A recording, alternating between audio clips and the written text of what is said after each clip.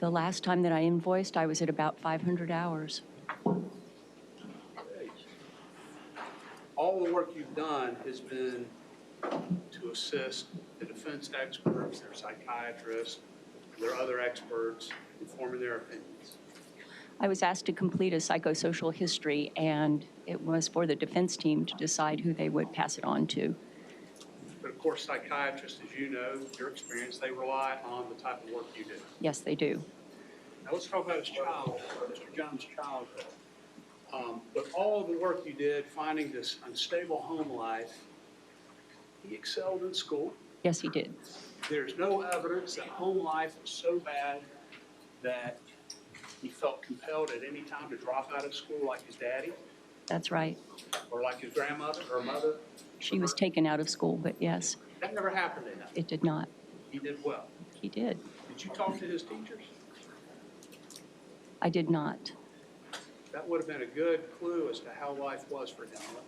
I did talk with one of his substitute teachers who was also a neighbor, and she talked about seeing him at the school, saw him as a loner, saw him as not having friends, and she knew some of his other teachers. Substitute teacher. Yes. All right. No evidence he's come to school late. No. No evidence that he was missing long periods of school. There were some periods of lengthy absences related to medical illness, and then his final year, when he didn't do very well, he had several absences. That's his choices there. Not the medical absences. Not the medical. His dad, his family made sure he got to school. He got to school, yes. There's no evidence he ever came to school with bruises from that violent home life he was living in. No bruises on his face or his arms. The substitute teacher who gave him rides to school noticed bruising on him and asked him where it came from, and he said his father. And he also told you, Tim Jr. told you that never happened. He was never physically abused by his father, correct? That is what he told me, yes. His father took the stand and under oath said he never abused his son. Correct. No other family member, no other witness, but the substitute teacher said anything about him being abused at home. Correct. There's no police report. Well, all the times the police were out there, they never showed up and said, my God, this child's got bruises. That's right. DSS, Child Protective Services, never had to intervene in this family with Tim Jones Jr. Correct.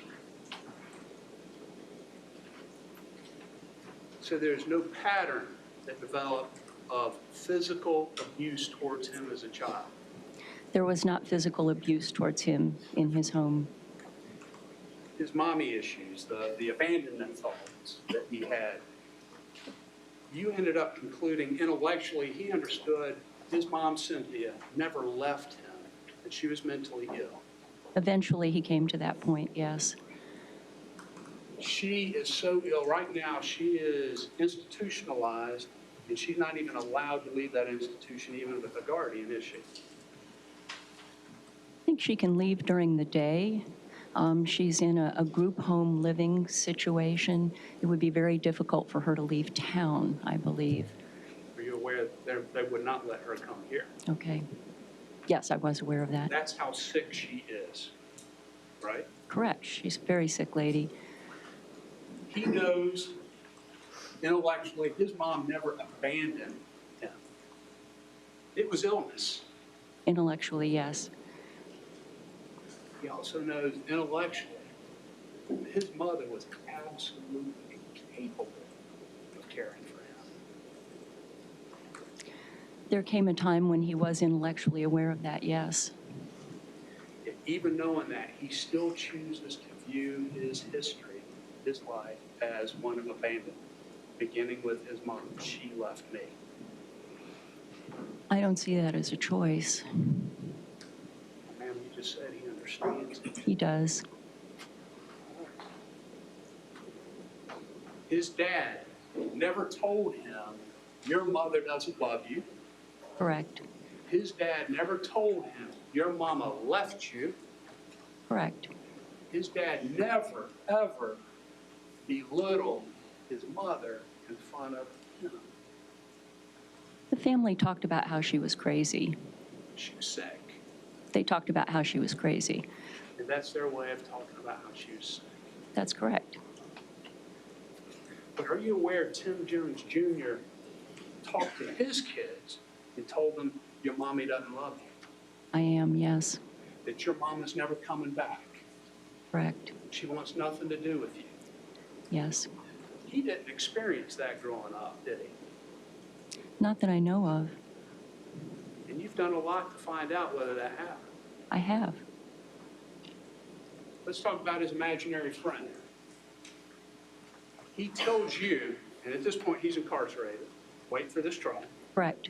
That's when you got to see him and meet him. He tells you, when I was about 10 years old, I developed an imaginary friend, and I think you said, or you have him saying, I knew I was talking to myself.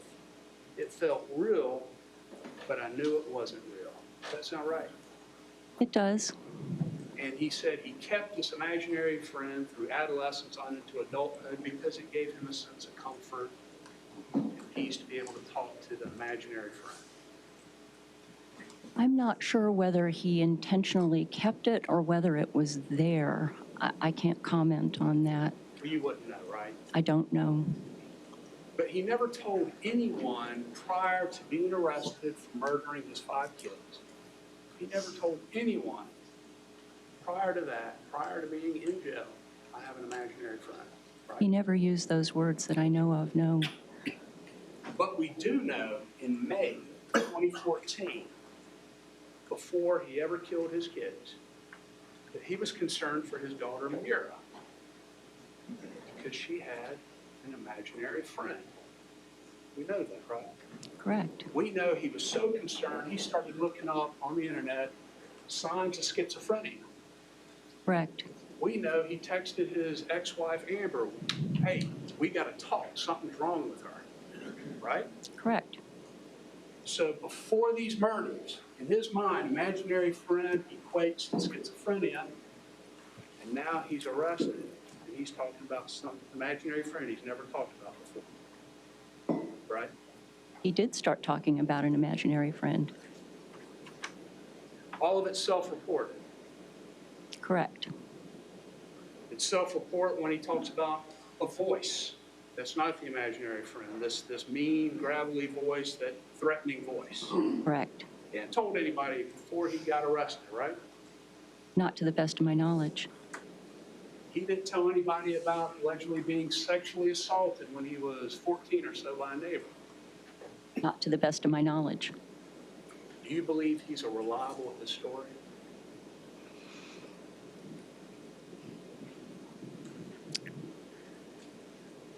One of the things I mentioned earlier was how I try to corroborate information from various sources. And there are some times that I cannot corroborate information from other sources. And you've just mentioned a couple of those times. Is he reliable about that? I can't say. All I can say is what he told me. And those are pretty significant things he told you. They are. You talked about a monster. We heard that, saw that on the board yesterday. Something about the monster was this voice that he described to Dr. Hames. Correct. Were you aware Dr. Hames sat in that same chair and said that monster had nothing to do with voices? That monster was and always was just his indication of jealousy with his wife. I'm aware she said that, yes. You chose not to believe her. I reported what he told me. I also reported in my social history what Dr. Hames said. But it's interesting, yesterday you didn't mention what she said. You just mentioned what he said. The jury has heard what she said. So you had to give account of it. Excuse me? You didn't mention anything about what the doctor concluded. I did not. Okay. Since we're talking about imaginary friends, did he ever mention anything about being tripolar? Tripolar? Tripolar. I have not heard that word. Neither have I. That's why I was asking. September 18, 2014, he's newly in SCDC. He tells Dr. Wood, I'm tripolar. I have 3 personalities. That doesn't ring a bell. I didn't review any records after the time of his arrest, so. He made some pretty interesting statements. So Let me run this by and see if anything jogs a memory in all your conversations.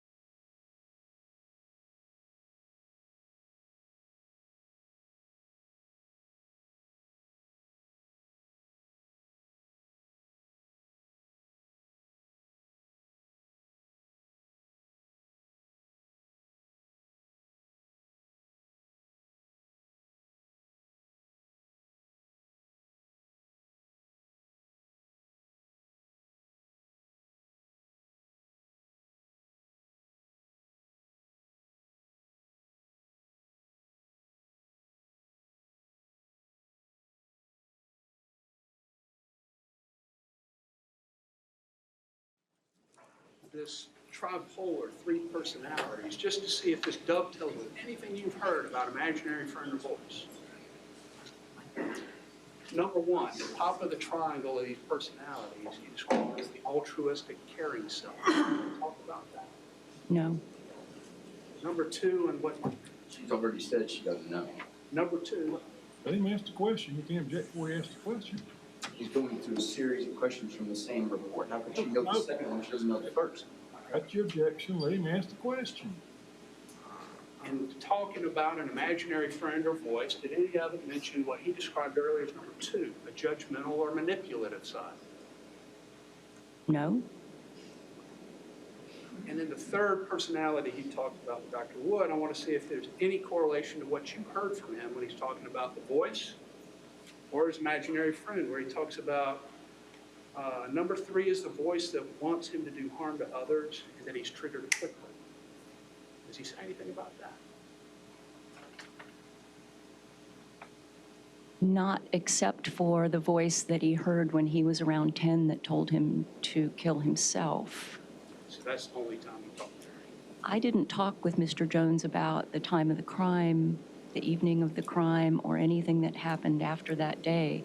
So anything that he may have told other people, those aren't things that he's told me. Did he ever tell you or complain to you about the fact that while he was in jail waiting, and that's when you got to meet him, he was waiting for this trial, he was upset that people outside were giving his ex-wife a pity party, but they were looking at him like a monster? I don't think that I've heard that, no. Now, I got to ask you something that just struck me, because it's in your report, page 10, and I want to know where this comes from. You have Cynthia reporting that she married Tim Sr. at the age of 18, not knowing that her mother-in-law, Roberta Thornsberry, ran a prostitution ring. And she said after her son Tim Jr. was born, her husband encouraged her to prostitute, and her mother-in-law became her employer. What's the source of all that? Hutchings Psychiatric Center. So you didn't get it from Cynthia, because she's obviously not reliable at this stage. No, it came from her Hutchings Psychiatric Records on page 4050. Okay, do you know when she made that, or when that was? It was in 1995 that she said that. Well, the reason why I ask you is because on page 4, you talk about when Roberta Thornsberry married Philip Caliendo, 1976. Correct. And that Philip and his uncle, Vito, were involved in organized crime. Correct. In fact, he's prosecuted by the feds for racketeering for running prostitution rings in Chicago. Correct. And that investigation went from like 78 to 82 or so. I think it was after the time that he and Roberta were together, but yes. But he was running those rings even then. I don't know that. I know he was investigated subsequently to that and included that in my report. He got 6 years for running prostitution rings. He did get some time, yes. We would call that trafficking today. Prostitution? In some instances, yes. Did you follow up with anybody to determine if Ms. Thornsberry had any knowledge. I talked with Miss Thornsberry about her father/husband having prostituted her. I did not talk with her about prostitution subsequent to that. I did talk with Cynthia about it. Well, this would be really important because on the one hand, you have information Ms. Roberta Thornsberry was a victim, but now there's some insinuation or an accusation that she was actually assisting in running a prostitution ring. So let me ask you, did you talk to any federal investigators or federal prosecutors to see who might have been involved besides just Mr. Caliendo and his Uncle Vito? I did research the legal documents related to that case, and I could find no mention of her. You didn't talk to any law enforcement. No, I didn't. You didn't talk to any law enforcement in this case to see how Mr. Jones appeared at or about the time of this crime. I wasn't researching things at the time of the crime, and after I did read police reports that were written about virtually every witness that I could find who had known him prior to that time. I reviewed about 35 law enforcement statements for that. But you never called them and talked to them to see if there's something more to a statement. No, sir, I didn't. Did you talk to any of the teachers of these children? My understanding was they were not willing to talk with me, so I reviewed their statements to law enforcement, both proximate to this trial and also from previous, and I incorporated those into my social history. Did you ever try to reach out to any principal or Janet Riker? Did you ever reach out? My Answer. That has not been asked. He asked if she ever reached out to the teachers, and she said her understanding was the teachers. No. That wasn't the question. He can ask that. That wasn't the first question. She said that in her response, but he didn't ask if she'd reached out. My experience historically has been when I've tried to interview teachers that it has to be arranged through the attorneys. And I asked whether that was something that was possible and was told that the school department wasn't interested in doing that. So about Mr. Jones' attorney's act? Yes. Well, let's talk about the pattern of choices, both good and bad. Tim Jones Jr. chose to go to school, stay in school, and apply himself in school. Yes, he did. Chose to get a degree, go on to college, and get a degree there. Yes, No one in his family had ever done it. correct. That was his willpower, his choice. Correct. He got married, chose to have children. Those were his choices. Yes, In and of itself, that's fine. It did bring him stability, that choice did. He controlled them, but he never drank, smoked, did drugs during that entire period he was married, correct? that is correct. So he chose to stay sober during that period of time, almost 9 years. He did. And when that marriage fell apart, he chose to reach out and get help. He went to Dr. Ames. Correct. He went multiple times to get counseling. Correct. He chose to get help for his kids. Yes. But he also chose not to take medication that would help him with his anxiety and depression going through that divorce. That's correct. He was prescribed medication. I'm not clear whether he ever took it. It was his choice whether to take it or not. It was. He chose to start self-medicating with illegal drugs and with spice. Did, yes. He chose not to talk to his own father for 1 year and 8 months. That's correct. He chose to wait for his father to come to him before he went to his father. Correct. And with all his troubles, he chose not to turn to his family who had always been there for him. Correct.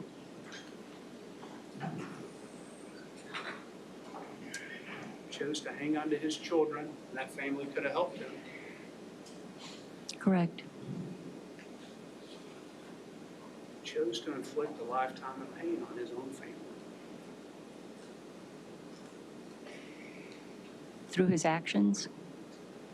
His family is in a lifetime of pain, correct? A lot of people are. A lot of people are.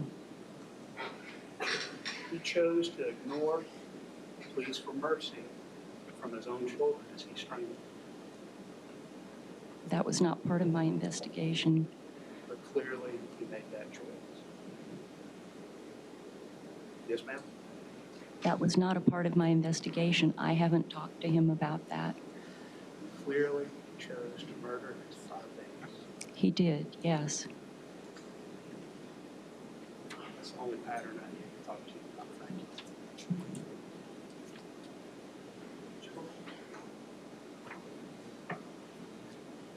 That's great. How old was Deborah when she started being sexually molested by her stepfather? She was around 7 or 8 years old. And that continued for how long? Continued until the time she was able to get away from him at age 17. How many children had she fathered by him at that point? She had 3 children by her stepfather. And the terror that he inflicted in her life continued after she was able to get away from him. Your Honor, object beyond scope. Last question, I believe, does go beyond scope, so. Any approach?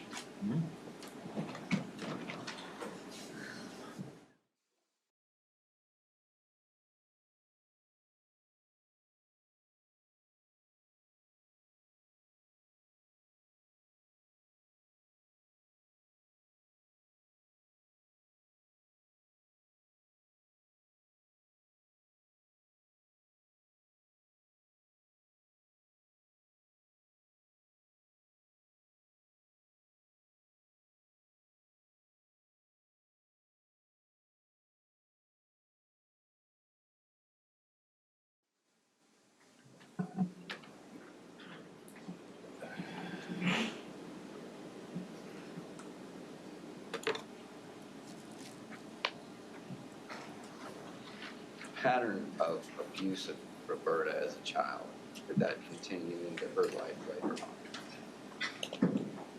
It continued, yes, all the way through her adolescence, into young adulthood. And then did other people in her family suffer as a consequence of that abuse of Roberta? Yes, they did. Is that unfortunate pattern something that you see in your work? Yes, it is. It's something that can be intergenerational, and that's one of the issues that we looked at in the genogram that we had up the other day, was how some of these patterns have been passed down through the generations in this family. Does this family, in terms of the time that you've spent with them, do they define abuse in the way that you would as a social worker? Your Honor, I object. I'm waiting. Specifically on one question on I'll let her answer, but let's, Thank you, Your Honor. It does, yes. They do not define abuse the same way that we do, that I do. and what's different about the way that they view it? I asked one of the brothers, for example, about growing up in this household, and what he said first was, I have nothing but happy memories. And then he talked about Grandma trying to shoot Grandpa. Today at this point, I didn't talk anything about brothers. It's an example.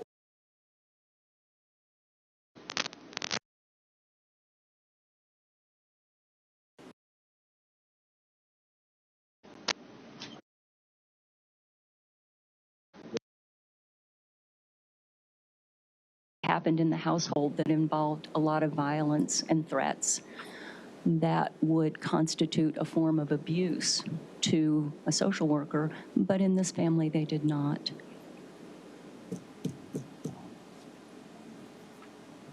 Thank you. No further questions. you may step down.